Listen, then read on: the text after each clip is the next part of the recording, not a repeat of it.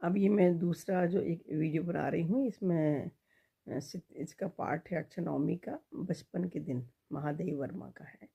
तो उसमें मैं बताना चाहती हूँ इस पार्ट का थोड़ा थीम कि महादेव वर्मा जो है वो आधुनिक युग की मीरा कही गई है। ठीक है। तो उन्होंने अपने बारे में बताया है कि उनके परिवार में लड़कियों को का जन्म निषेध था। 200 वर्षों के आसपास का समय बताते हैं कि उसमें यदि लड़कियां पैदा होती थी उनको मार दिया जाता था, जिंदा नहीं रखते थे।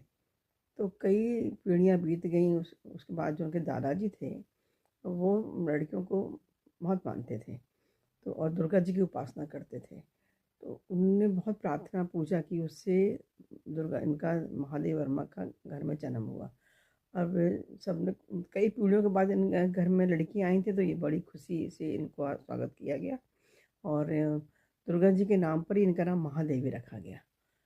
और इनकी माँ जो थी वो जौलपुर की थी।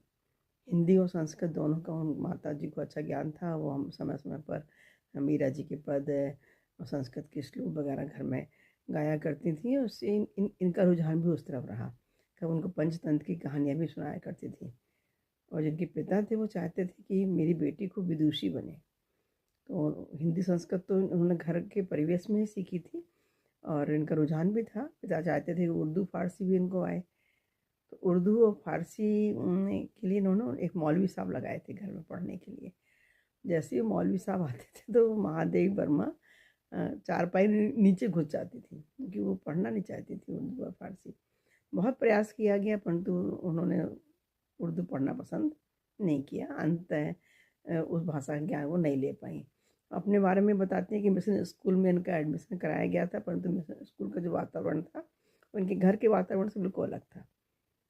तो 5वीं तक पढ़ने के बाद उन्होंने कॉलेज स्कूल छोड़ा और वहीं पर एक कॉन्वेंट गर्ल्स कॉलेज था, वहाँ वहाँ पर उस स्कूल वहाँ पर जाके इन्होंने अपना एडमिशन लिया और आगे उच्च शिक्षा कॉलेज की शिक्षा भी वहीं पर ली। चूँकि वो कहती हैं कि वहाँ का जो वातावरण था उनके घर के अनुकूल था। तो हॉस्टल में रखा गया इनको, छात्रावास में। तो लहसुन प्याज भी नहीं बनता था, इतना शुद्ध भोजन उनको वहाँ प्राप्त होता था। और ऐसा एक नियम था कि एक कमरे में 4 लड़कियाँ रहेंगी। तो जिस कमरे में महादेव वर्मा थे उसी में सुभद्रा कुमारी चौहान भी थी। और ये इनकी पहली दोस्त बनी सुभद्रा कुमारी चौहान, इनसे 2 वर्ष बड़ी थी। ये 5वीं में पढ़ती थी और सुभद्रा कुमारी चौहान जो है 7वीं में पढ़ती थी। 4थी में इन्होंने स्कूल छोड़ दिया, मतलब 5वीं में इन्होंने जिस स्कूल को ज्वाइन किया कॉलेज तक था और उसमें सुभद्रा कुमारी चौहान से इनकी